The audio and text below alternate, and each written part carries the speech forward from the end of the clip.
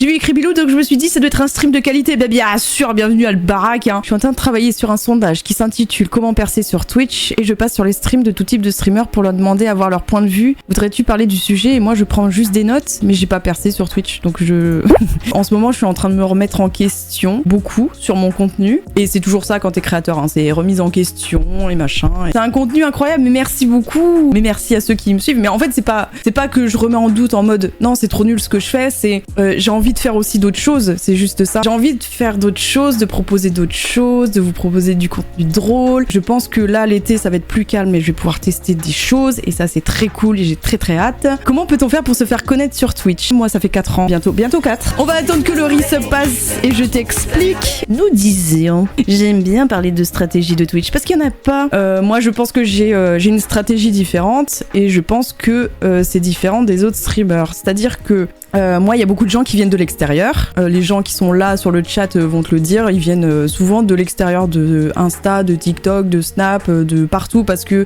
quand t'es créateur de contenu en 2024, il faut que tu sois partout, tout le temps. Et merci d'être curieux et de venir sur le live. Après, sur Twitch, il y a aussi des gens qui viennent sur Twitch. Et il n'y a pas vraiment de stratégie sur Twitch. Genre, c'est pas parce que tu fais le jeu qui est hype en ce moment que ça va marcher. Mais je sais pas. Enfin, moi, j'ai pas l'impression d'avoir percé, tu vois. Après, en fait, ça dépend de ce que tu cherches à faire. T'as des gens qui vont faire de la niche en fait. Je vais prendre l'exemple de Ninist qui est focus speedrun, donc qui va faire du speedrun et qui va avoir une commu speedrun.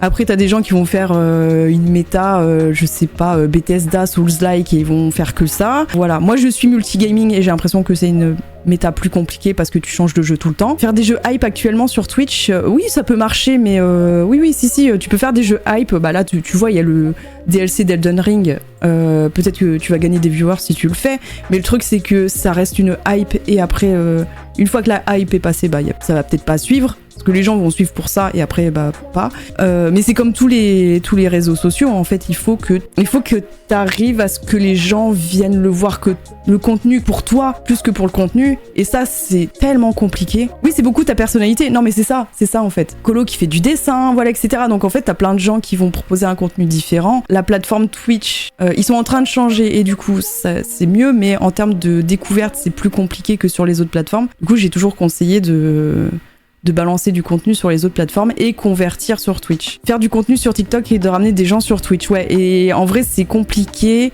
Parce que même là, sur TikTok, moi, je sais pas pourquoi, mais je suis dans un... Chaque vidéo, là, que je poste, elle flop. Alors que je poste le même contenu. Du coup, je me dis que l'algo a peut-être changé et pour l'instant, je le comprends pas. Oui, Michou a percé grâce à Fortnite. Oui, après, t'as les gens... Michou, il était avec Inox et tout. Et du coup, il y a aussi par association. Mais tu sais, percer par association, c'est beaucoup plus compliqué parce que bah, il faut avoir les contacts, il faut connaître les gens, il faut avoir de la chance. Ça, c'est beaucoup plus compliqué. Tes lives sont posés, c'est top, ouais. Mais moi, tu vois, mon contenu, c'est... je fais n'importe quel jeu et c'est un support pour déconner, tu vois, parce que c'est ce que j'aime faire. Mais tu vois, c'est pareil, c'est Ross, il approche du million et c'est pas pour autant qu'il fait 3K viewers, tu vois. Donc en fait, c'est pareil, chaque plateforme, elle a sa communauté propre et sur Twitch, tu vas avoir des gens qui sont sur Twitch et qui n'iront pas forcément te voir sur TikTok, sur Snap, etc. Et c'est pas parce que on fait peu de viewers sur une plateforme qu'on n'a pas d'engagement. Le problème, c'est que on se focus sur ce nombre que vous voyez là quelque part en dessous. Là, on est, je vois 126. C'est le nombre qui est rouge, tu sais, qui brille bien et qu'on voit. C'est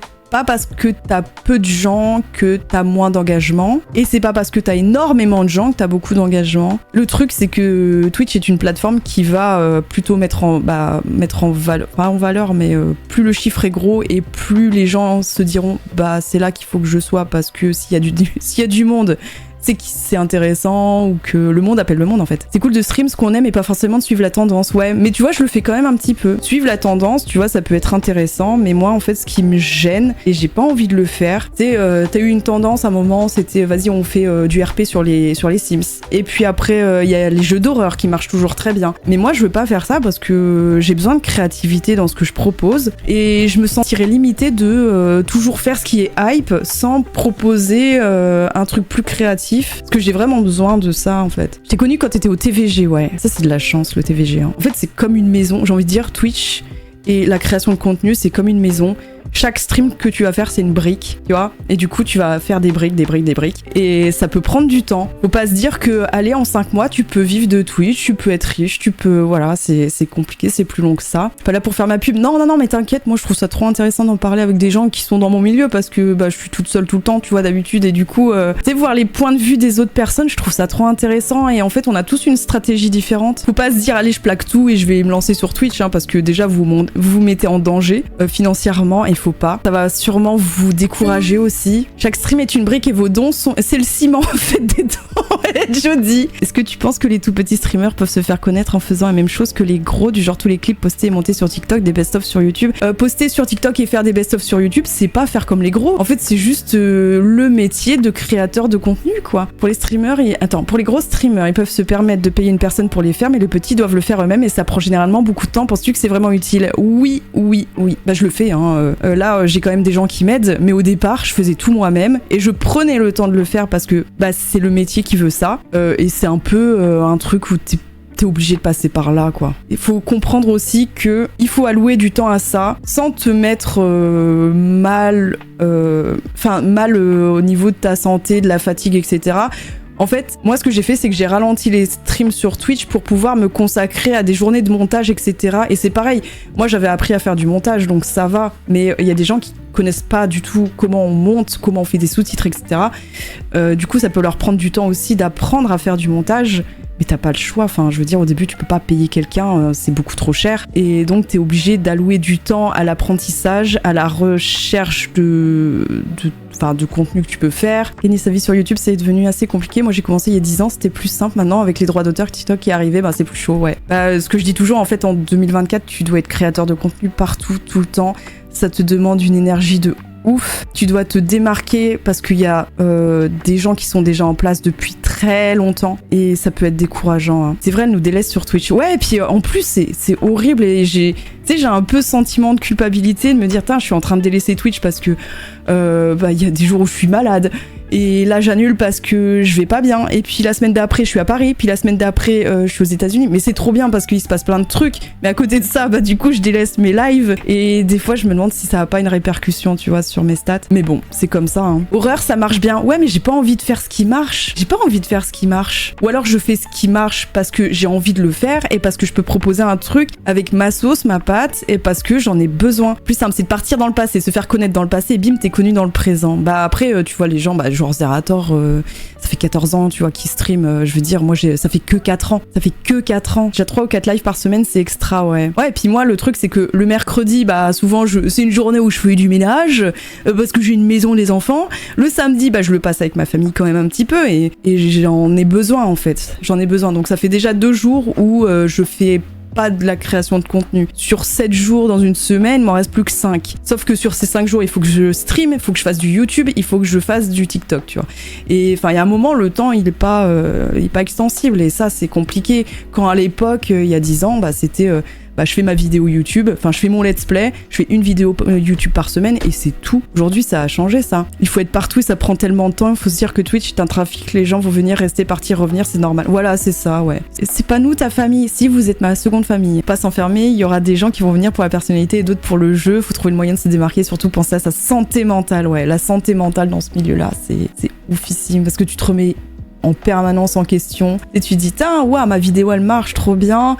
Donc tu vas bien et celle d'après, elle flop, mais flop de ouf. Et tu te dis putain, mais en fait je fais de la merde. Et c'est pas du tout ça en fait. Si demain je devais repartir de zéro, comment je ferais? Je ferais pareil qu'aujourd'hui, je pense. J'ai 4 ans, j'ai construit pendant 4 ans ma maison. Je suis au premier étage là. Comment tu fais pour gérer la pression au quotidien? Je prends du recul grâce à ma famille, je pense. Du coup, ça me fait décrocher, tu vois. Je pense que si vraiment j'avais pas ça, je serais H24 à regarder mes stats, à me comparer, à regarder ce que font les autres. Mais là, c'est plus le cas. J'ai aussi réussi à m'en foutre des stats quand je suis sur Twitch. Tu vois, maintenant je m'en fous en fait. Je me dis, mais ça, j'aurais dû faire ça avant. Comment vis-tu la célébrité au quotidien, être connu en permanence dans la rue? Ouais, c'est dur. Ouais, tu dis ça, mais il y a le gars hier qui a géré le karaoké, il m'a reconnu. Il m'a dit, mais attends, t'es pas celle qui a fait des trucs avec l'autre? Il parlait de la vidéo avec Monsieur Poff. Non mais en vrai, si demain, allez, admettons, je recommence de zéro, je recrée tous mes zéros à zéro demain, que je ferais... après, c'est multigaming, c'est chaud ce que je fais vraiment, c'est difficile. Au début, tu vois, j'ai commencé, j'ai fait des jeux qui étaient à la mode aussi, hein. J'ai fait du Among Us, on était en plein dans le Among Us, et du coup, j'en ai fait, ça a apporté des viewers, etc. Et après... du TikTok, du YouTube, partout, tu postes partout où tu peux poster. Le multi, c'est plus dur, ouais, carrément. Ouais, c'est plus compliqué. Mais, du coup, je me dis que tu construis quand même une commu qui, quand t'es en multi, qui va plutôt te suivre toi que le jeu, même si, des fois, bah, le jeu fait que ça apporte plus de gens, mais ils viennent pour toi, peu importe. Et ça, enfin, je trouve que ça, c'est exceptionnel, tu vois. Tu peux faire ce que tu veux, les gens vont regarder parce que c'est toi qui l'anime, et ça, c'est trop bien. Propose à Monsieur Lala de commencer sa chaîne demain et on observe l'évolution. Ouais, mais il aurait pas le temps de s'y consacrer. Moi, en fait, j'avais ce luxe de pouvoir m'y consacrer à 100%. Si vous venez streamer sur Twitch avec en tête se faire de l'argent pour gagner sa vie, vous êtes totalement à côté de la plaque, ouais. Ouais, c'est ça, hein, faut pas se dire, ça y est, je me lance sur Twitch, je veux me faire un SMIC par mois, hein, c'est juste impossible. Je viens pas pour le contenu, mais pour toi, on rigole bien ici. Mais ouais, mais ça, c'est exceptionnel, tu vois, et merci vraiment de prendre du temps de venir, hein, parce que c'est votre temps perso que vous prenez, hein. Et ça, je trouve ça aussi exceptionnel, hein. Je sais même plus comment j'ai débarqué ici. Peut-être dans un raid, hein, je sais pas. Et pareil, les raids, ça ne convertit pas forcément. C'est rire en cascade, ouais. Bon, on rigole bien. Et puis moi, c'est pareil. Il y a des fois où je suis dans un mauvais mood et en fait je viens en live et on rigole trop bien et du coup ça me fait du bien aussi. En toute transparence, j'ai l'impression qu'après il y a un stade où faut que tu te fasses valider par quelqu'un. Je sais pas si vous voyez ce que je veux dire. C'est ok ton travail, tout ça, ça remet pas en cause le travail de la personne ou de quiconque, mais genre il y a un moment, il faut que telle personne dise, enfin, te valide en gros dans le milieu, quoi. Comme si vous arriviez dans le monde de la mode en vous disant je vais faire autant de thunes que les top modèles qui ne représentent moins de 1% des mannequins dans le monde. Exactement.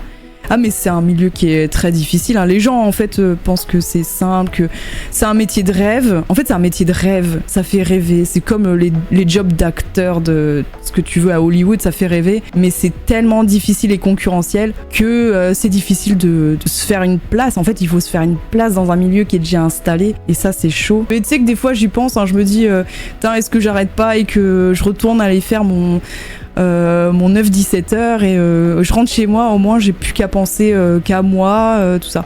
Parce que là, c'est vrai que tous les soirs, bah, moi j'ouvre mon PC et je bosse, quoi. Des fois j'y pense. Et quand j'y repense, au bout d'un moment, je me dis non, c'est quand même trop fun ce que je fais. C'est juste que voilà, des fois ça me traverse l'esprit, mais c'est pas pour autant que demain j'arrête, hein. J'aime bien exprimer ma créativité dans un job où tu fais que de l'administratif niveau créativité. Bah t'y penses au boulot et tu envisages quand tu rentres chez toi, quoi.